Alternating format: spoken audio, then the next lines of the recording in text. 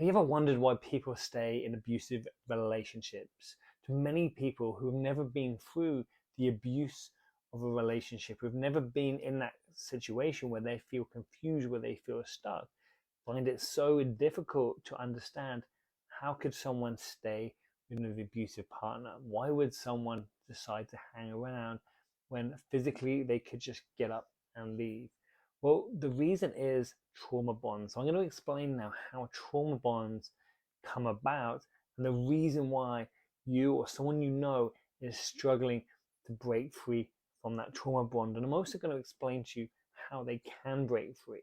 The first thing you need to realize is that we all have this thing called an amygdala in the middle of our brain. And the amygdala is like the alarm system that tells us if there's a threat in the environment. So in the situation with an abusive partner, especially if that person has had abuse as a child or had some form of trauma as a child, that switch is flipped pretty quickly. So the amygdala comes online.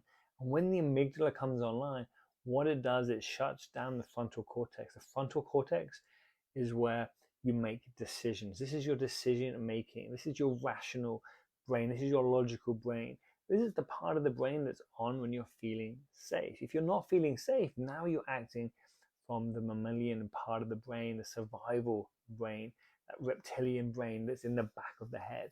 When you're acting from this, you do what you can do to survive. You do what you can do to stay alive. So for some people, this is going to be fight. This is the narcissist way. Most people have fight as one of their responses. But for some people, that is the only response. With a narcissist, this is the only response. They decide to fight everyone. If they feel fear, if they feel shame, if they feel hurt, they go into a fight. They go into a rage. They want to have control of everything. Now, if you're in a relationship with a narcissistic partner, likely is you're going to be experiencing some form of trigger, some form of fight, flight, freeze, or fawn. Now, fawn is the people pleasing. For many people, to fawn, to make yourself feel safe by making sure that everyone else is happy, is a great way to protect yourself. For others, it's freeze. If you feel fear, what are you going to do? You're going to freeze. This is what the animal does.